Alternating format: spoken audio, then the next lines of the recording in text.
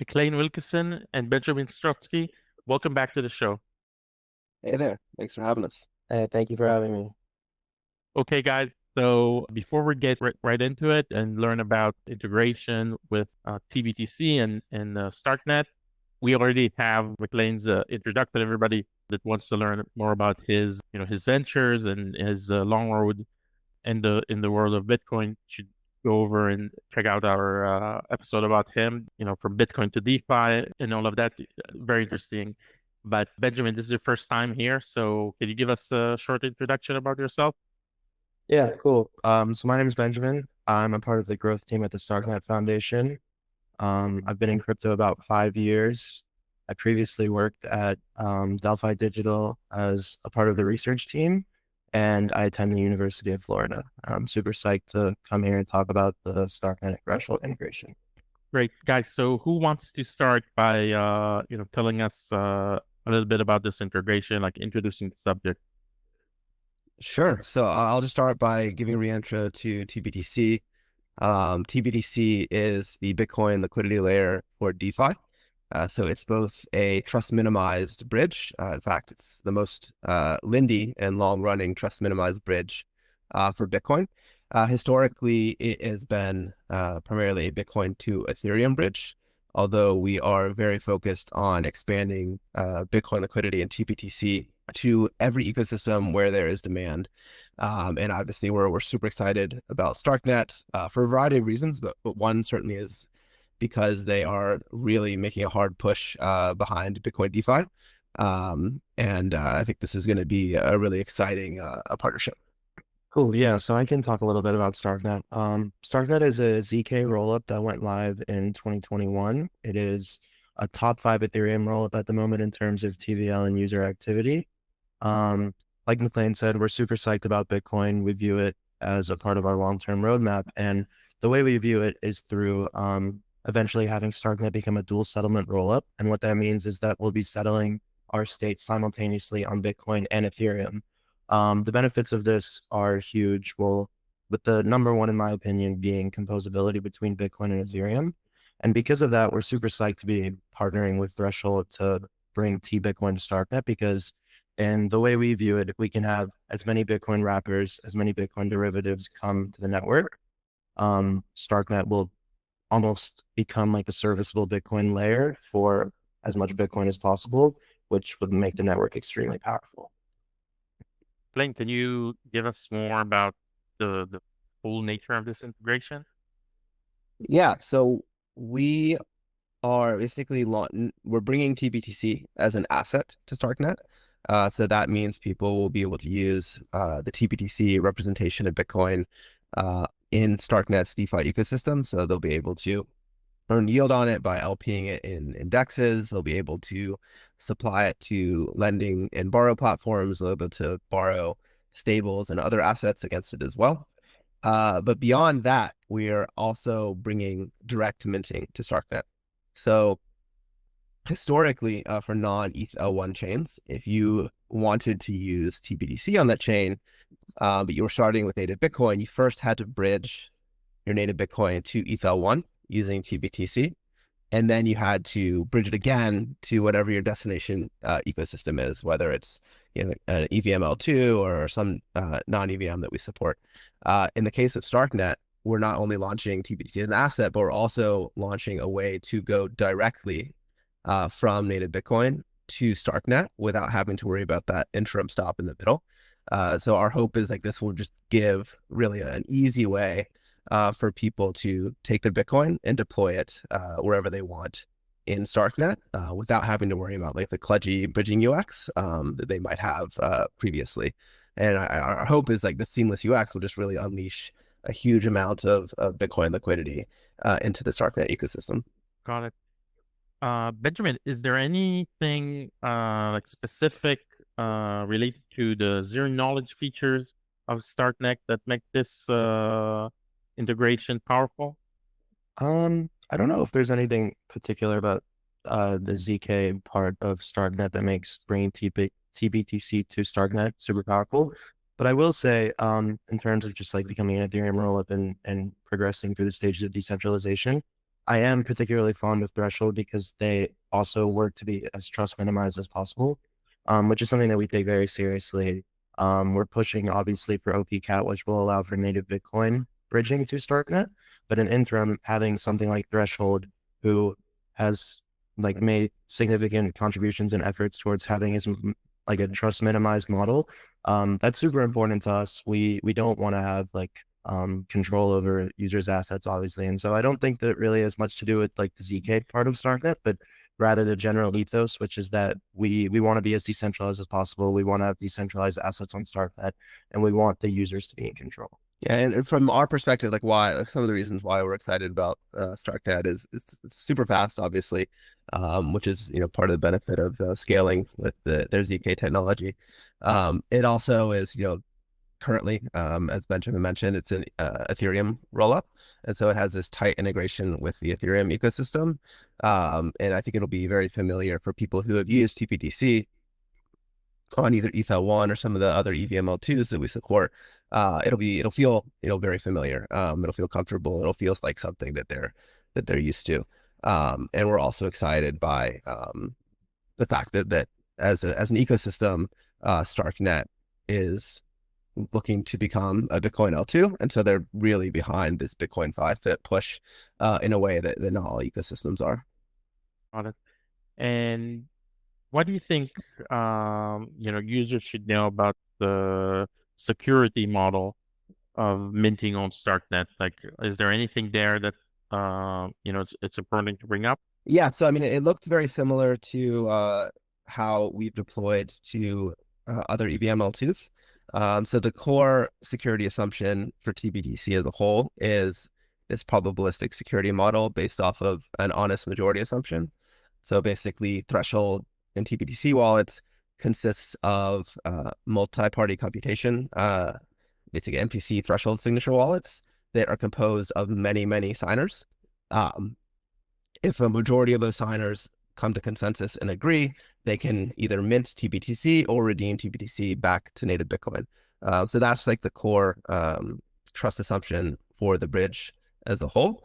And then for Starknet and for all of our EVM other L2 deployments, there's an additional guardian role that just basically monitors the contracts on the Starknet side and can gate bridging back if something is looking wonky or weird.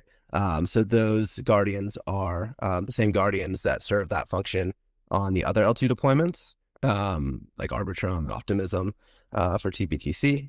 And they're basically there to just protect the sanctity of the supply of the Bitcoin supply and make sure that basically just an additional step and security control. Benjamin, can you tell us about some of the opportunities that this will open up on the Starknet ecosystem? Yeah, totally. So tBTC will be a regular ERC20 token on Starknet, which means it'll have the same properties as any of our other ecosystem tokens or tokens just in general on Starknet. Threshold and us are working very closely with our ecosystem partners, though, to ensure that there's top of the line opportunities for tBTC immediately upon launch. So there'll be incentives, and I'll talk a little bit later about the BTC incentives we have coming up, but there'll be incentives for users to LP their tBTC against other Bitcoin wrappers on Akubo, our main AMM. You'll be able to use tBTC as collateral on Vesu with some of the highest LTV rates out of any lending market for Bitcoin wrappers. You'll be able to borrow against that. You'll basically be able to use tBTC as you would any other DeFi token, except from day one, the Starknet Foundation and Threshold are going to make sure that tBTC is available across as many applications on Starknet as possible. Basically meaning you won't be limited in what you can do. There's going to be zero limitations. And part of that is from informed by our learnings from launching on other L2s is we want to make sure that in addition to those tier one integrations with the leading DeFi protocols on Starknet, we want to make sure that there's sufficient liquidity where it's actually truly useful. So we want the AMM liquidity and the DEX liquidity on Starknet to be deep so that it can be properly listed and supported on these lending protocols in terms of being able to properly liquidate on chain. And what we've seen from our previous launches of tBTC on different L2s is making that initial launch and that liquidity depth very strong is very key to just building that initial flywheel and turning it into a sustainable system. Yeah, we definitely don't want any cold start problems, and we're going to make sure there are zero upon launch. Obviously, one way to do that is with incentives, right? So can you tell us a little bit about, will there be incentive programs and, what's your current plans on that? Yeah. So the Startup Foundation has been working extensively over the last many months to create something called BTC-Fi, which is also known as like Bitcoin finance incentives. And this kind of wraps into our broader goal of wanting to bring as much Bitcoin TVL to the network as possible. And so we're going to be running an incentive program using Stark. We'll be incentivizing DEX pools, money markets, borrowing, just as much as possible. The program is going to be minimum 6 months, but could be much longer than that, depending on how we run through our allocated budget, which I can't share, but is fairly extensive and enough to warrant significant TVL increases and everything we can do to make sure that tBTC holders and other holders of Bitcoin wrappers are earning a decent yield and definitely above market yield. But broader, the goal of BTC-Fi is also to create sustainable usage on Starknet. And so once these incentives run out, we want to align everything where the TVL doesn't leave and the TVL is still there, earning like above opportunities. And so one way we're going to be doing that is through incentivizing borrowing of capital. So you can use your tBTC as collateral on Vesu, get the highest LTV, and then borrow, earn some Stark tokens based off the USD value you borrowed, put your USD to use, hopefully earn a decent yield on LPing it on a Kubo or doing something else with that. And by the time the incentives run out or the incentives are stopped, you don't actually want to leave because you're still earning an above market rate just from utilizing the capital that you borrowed.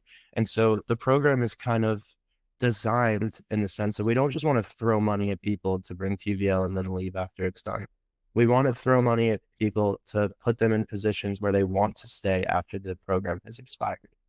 Yeah, and I could say from the Bitcoin LPs that I know, they're very excited about this combination. I think on the one hand, you have this market leading ZK-Rollup with Starknet, who's I think very clearly like a market leader from a technology perspective.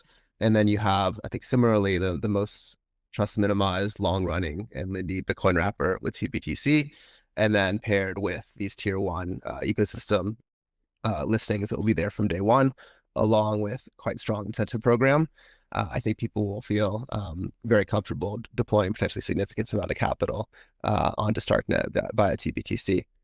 So that's something that we're really looking forward to. So just for to make it clear, is there going to be any whitelist or anything that anybody needs to be aware in order to participate, or will this be open to everyone in the ecosystem? No, yeah, there's Starknet definitely wants to embody the ethos that like anyone can do anything on the network. We're not going to restrict anyone. Incentives will be for anyone who's, I mean, like following the rules, right? Not following the rules, but like using the eligible assets to do eligible things on a Kubo or Vesu or other or Layer Akira or Carmine, right? So as long as like you're doing something that we've outlined will earn rewards, it's not restricted to addresses. And the other thing that I should mention is Threshold will also be providing incentives in T, and I believe several of the ecosystem partners may be as well. And what is I think nice about this is it's from an LP and a depositor perspective is that it is real liquid incentives and yield. It's not non-tradable, non-transferable points that could be inflated at will. So I think from an LP perspective, you have very clear visibility into what you're actually getting in return for your capital, which is not unfortunately with a lot of other deployments in Bitcoin wrappers is not always the case. Yeah, I think everyone is sick of points. So we're expecting, good demand for assets that actually have value. Gotcha. I wonder, are there any other lessons you got from other chain launches that you're applying here? Yeah, without going into too specific detail about specific uh like incentive programs on chains that I've witnessed personally, I think there's a few things that we can just embody in general, which is we don't want to incentivize too much too fast. We don't have an unlimited budget, obviously, because the token already exists. And so we can't just give out infinite points. And so we want to make sure that we're utilizing these incentives properly and to the sense that we can get the max value out of them and that users can get the max value as well. The second is that we're not going to sit here and tell you that you're going to earn 100% APR on depositing Bitcoin to start that. We're not going to overpromise you. We're going to be straightforward from the start. Threshold and other ecosystem partners with incentives will too. We're not here to trick you into depositing your Bitcoin to start that. We're here to kind of nudge you along with incentives, but ultimately we want you to want to have your Bitcoin here, not feel that you need to just to earn a little bit of money. And I know system is perfect, but the harder we can make it for people to game, the closer it'll be to efficient and the closer it'll be to users getting the max rewards that they possibly can. Yeah, I mean, I guess the last thing I would add is just, I think our learning is just being very thoughtful and strategic and tactical about like the pace that you deploy the incentives and where you deploy the incentives.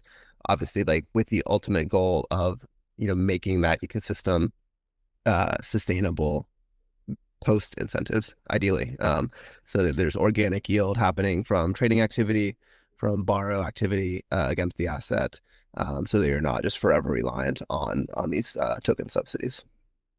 Yeah, it would be great to have a system like that for Bitcoin long term. So, MacLane, I want to hear from you more about the bigger picture of how does Starknet fit into tBTC's multi-chain strategy. Yeah, I mean, so basically the way we think about tBTC is it's not Bitcoin for Ethereum, it's not Bitcoin for Solana, it's not even, Bitcoin for Starknet, it's Bitcoin for every chain. And basically we want to meet users where they are. So basically any ecosystem that has demand for Bitcoin, we want to be able to meet that demand and to open the gates of liquidity between that ecosystem and Bitcoin. Obviously, like we have to prioritize, where we launch. And that's why we're launching so early with Starknet. I think they're making a very hard push for Bitcoin in general. And so I think we're very aligned, both from like a wanting to grow that ecosystem, but also just from like an ethos and sort of trust minimization, censorship resistance, and decentralization sort of ideology and alignment. So I think it's a very good fit there. And I think that's how we're thinking about it. We don't want to be necessarily opinionated on where or how people use their Bitcoin. We just want to provide the rails for them to use that Bitcoin where they want to use it and how they want to use it, and make it as easy and seamless as possible to go back and forth from their preferred ecosystem and their preferred chain to native Bitcoin. Yeah, and just to add on to that ideological aspect as well, I briefly mentioned it previously too, but like I said, Starknet is committed to decentralization. I know a lot of people say that. I'd like to think the steps we've taken over the last year and 2 years have actually shown that we're committed to that. Like I personally think Threshold has the same feelings about security and custody and all of that we do, and so it's important to me at least, and I think the rest of the foundation and the Starkware team that we work with partners who also care about decentralization and actually empowering people, not just saying we are. Yeah, that's definitely important. Okay, so can you also tell me why is L2 native BTC liquidity such an important frontier for DeFi as you guys see it? Sure. And I think we've seen this firsthand with tBTC. Obviously, like initially tBTC was essentially Bitcoin on Ethereum. So you would take your native Bitcoin, you could bridge it to ETH1, and then you could deploy it into the DeFi ecosystem there. And then over time, we started to expand tBTC to some of the EVM-L2s like Arbitrum and Base and a handful of others. But one of the sort of from a UX perspective, you still had to first stop off in ETH1 and then bridge to your ultimate destination. And I think that has been, I mean, we've seen quite good growth on some of these EVM L2s, but that has been like from a sort of UX kludgy perspective and like a feature request perspective, like the number one ask is people want to be able to skip that interim step and just go take their Bitcoin and go exactly where they want to use it without having to, bridge again and sort of deal with the third party, bridge UIs, etc. And so that is why we were so focused on launching on Starknet with direct minting, so that avenue is open and easy and seamless from day one. And I think that'll make it really straightforward and really simple for people to take their Bitcoin and to deploy it on Starknet. We're also working on, obviously, the opposite direction, direct redemptions, so that people can eventually go from Starknet directly back to native Bitcoin without having to stop over in the middle, which isn't too far away.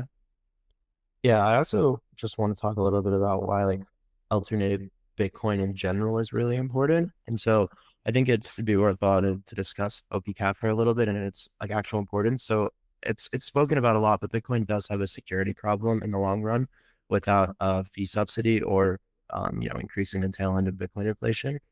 And so like Bitcoin on L2s solve that in a way, because if OPCAT is soft forked into Bitcoin, the transaction fees from settlement, and bridging transactions should in theory be enough to subsidize miners to have them continue to mine at a rate that is, the network can still be protected. And so I think Bitcoin L2s in general are going to probably be like where most of the Bitcoin ends up in the long run, just because if it doesn't, something else is going to need to happen. And this, even though the security problem ends in like 2130, right? It's still something we need to prepare for now. And so I think hopefully OPCAT gets passed, Starknet can settle on Bitcoin natively, and it can become a true Bitcoin rollup. And through doing that, it can help to protect the Bitcoin. It can help to protect Bitcoin mainnet from attacks. Gotcha. Yeah, there's I mean, there's a lot of discussions about OPCAT right now, and and beyond that, about the like developments, like where how should nodes operate and miners, and there's a lot of still a lot of technical issues to solve, right? So these are always interesting. MacLane, do you think we're gonna see direct minting on other L2s in the future? We definitely will.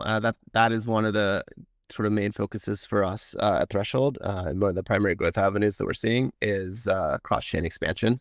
So like I said before, the way we think about it is we want to meet users where they are. We don't want to tell them where they should be using their Bitcoin. If they want to use it on Starknet, if they want to use it on another EVM L2, if they want to use it on ETH1, if they want to use it on non-EVM, we want to give them that option. So we're definitely going to be launching direct minting. Well, from going forward, any chain that tBTC launches on will have direct minting. If we launch it as Threshold, obviously people can bridge tBTC without our sort of official involvement, freely and permissionlessly. But if we are involved with launching a new chain, it will include direct minting, and very soon it will also include direct redemptions. So this is definitely one of the core focuses for us, is just this seamless liquidity layer for Bitcoin DeFi on every chain. Yeah, from a user perspective, minimizing the amount of steps, and making the whole process easier to understand, less I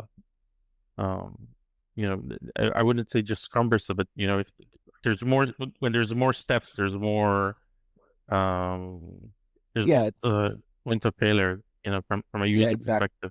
It's confusing. It's easier to make mistakes. It's easier for somewhere in the chain for something to go wrong, whether through user error or or something else.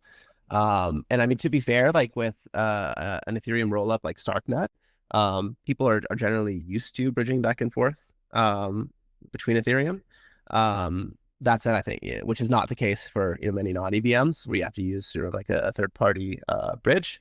That said, I think it's going to make a big difference. Just being able to hop directly back and forth between Bitcoin and Starknet, it just makes it so much easier. From a UX perspective, people can just go one click back and forth between that ecosystem and native Bitcoin, and that the bridge velocity, I think, is significantly higher when that's the case. Got it. So can you tell us about, where can developers and liquidity providers learn more about tBTC? Yeah, so our website is threshold.network. In our docs, there's lists of like yield opportunities. I'm sure we'll have like a blog post and a lot of information on Starknet specifically, and what the yield opportunities are there. I know Benjamin mentioned, I know for sure there'll be LP opportunities on Akubo, and lend bar opportunities on Starknet as well with Vesu, likely some other places as well. But we'll have, certainly with the launch, full list of where to deploy your use your tBTC on Starknet, for people to take a look at and evaluate those opportunities. Benjamin, for the Starknet community members, how can they, learn how to participate in the launch? Yeah, so they can definitely just mint tBTC with regular Bitcoin and bridge it to Starknet, and then LP it in Akubo, lend bar in Vesu, or LP it in Layer or lend it with any of our other money markets. They can also bridge other assets to Starknet and then buy tBTC on Akubo or other AMMs upon launch. We're gonna make it super easy for users and community members to get tBTC, use it. There'll be guides. This shouldn't be like a process with a lot of friction, right? We're trying to make it as easy as possible because we want to get tBTC in the hands of as many people. Yeah, and actually the other thing that I think is relevant, because Starknet is an Ethereum rollup, is you can also, if you already have tBTC on ETH1, or you can buy tBTC on ETH1, and then you can bridge it, using the canonical Starknet bridge directly there as well. Yeah, that's a very good point that I forgot. Got it. So guys, for the last question to wrap things up, what excites you the most, about tBTC on Starknet for, let's say, the next 6 months to a year? What do you see as the most exciting development that people should look forward to, or do you think it's the most important thing? Yeah, I think from my perspective, what I'm really interested in seeing is this is actually the first new cross-chain launch for tBTC that is concurrently launching with direct minting. So previously we had launched on some of these EVM-L2s just the canonical token without direct minting, and then added direct minting later. So I'm very interested just to see how powerful it's for that joint launch of both the canonical token and asset and direct minting from Bitcoin is, and how that can help us really quickly bootstrap an organic, sustainable ecosystem on Starknet. Yeah, so that's also super cool. My excitement around Bitcoin on Starknet, I think, more so stems from Starknet becoming the first place that Bitcoin and ETH can act in a composable nature and, truly benefit from each other. There's a lot of contention between the Bitcoin and Ethereum communities. I think that that like anger towards each other is really misplaced and should be, directed at the people, like the traditional financial institutions, instead of like this internal hate between crypto communities. I think Bitcoin and ETH are at their best when they're working with each other. And that's because Bitcoin is, arguably the best store of value in the world. And ETH is progressing towards becoming a very solid form of money. And when you can combine those two together in a way that's A, very trustless, and B, there's opportunities to use those assets everywhere, I think that becomes like the full form economy that crypto was supposed to be, right? The best of both worlds in a sense. And so I'm super excited for Starknet to kind of create this reality for a lot of people. I think, I think a lot of people are don't really truly understand the benefit of what comes when you have these two powerful assets working together. And so I'm extremely optimistic about what the Starknet ecosystem and economy will look like in the next year. And I hope a lot of other people are as well. Yeah, that sounds great. And from my perspective, I think those things are just for like, people to have a certain narrative that they want to push on X, in order to get their clicks or views or whatever. In reality, most people, like, if you're curious and if you're trying to promote you know financial inclusion and technology and everything, you're probably gonna keep an open mind and not gonna be that type of person. So I think a lot of people will be rooting for you to succeed in that. Awesome. Okay, guys. So thank you very much for coming, and it's been a pleasure learning all about the integration, and looking forward to your success. Thanks for having me. Thank you, Avi. Benjamin, great chat.